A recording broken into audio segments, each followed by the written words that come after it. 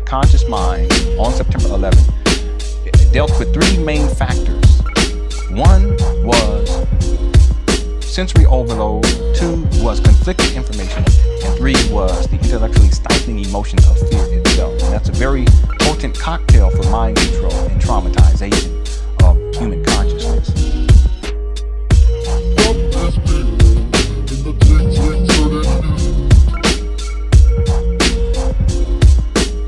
I'll remember.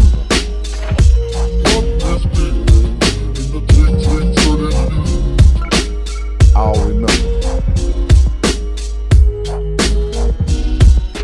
And whenever the human mind or the conscious mind is traumatized, when it cannot define an undefined element or when it cannot solve a problem, the subconscious mind functions as a barrier. In other words, that trauma, that unresolved element or undefined element or that problem will be taken from the conscious mind and submerged within the subconscious mind. The subconscious mind will work diligently to resolve that issue, to define the undefined element or to solve that problem. Whenever we experience a degree of psychological trauma, the subconscious mind kicks in to protect the conscious mind from maintaining that trauma.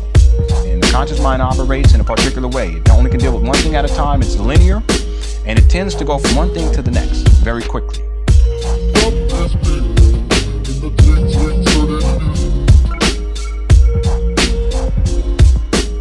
I'll remember.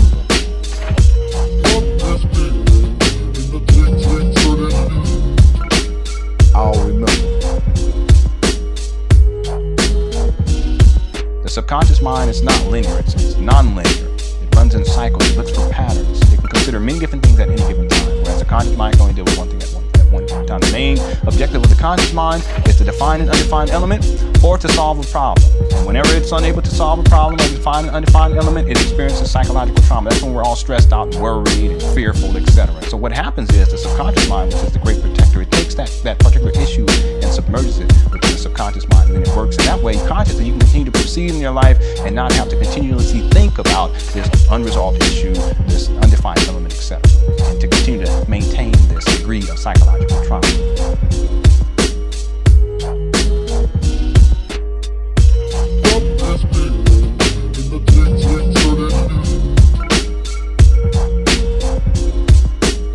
I'll remember.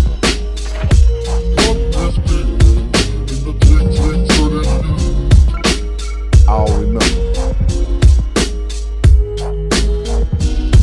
So September 11th, the event and the trauma itself, in terms of how it was interpreted by the global population, was largely subconscious. And again, the three primary reasons why the conscious mind found it difficult to process the trauma of September 11, 2001 was because of conflicting information, fear, and sensory overload.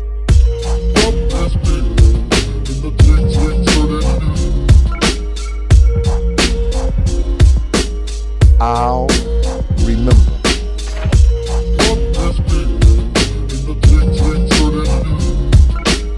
I'll remember.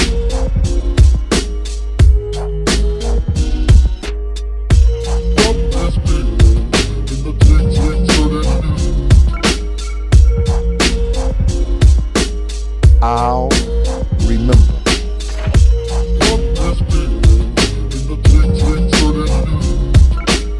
I'll remember.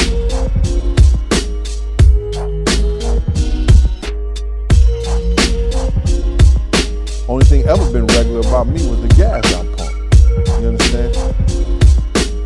I'll remember.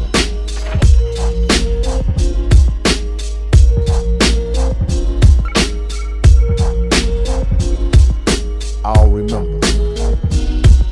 This just in, a high-ranking official in the White House says that based upon credible intelligence, a source war is in fact imminent, and admits that this source war is credible but unconfirmed, clear but ambiguous, and that there are known unknowns. Sources speaking under anonymity have said that all sources are sourceable, but that some sources use sorcery in their sourcing of sources. Experts say that sources are not the only source for sources, and that expert sources should be more sourceable than non-expert sources. Officials have responded to these claims with sources of their own, namely officials who are also experts, sources say.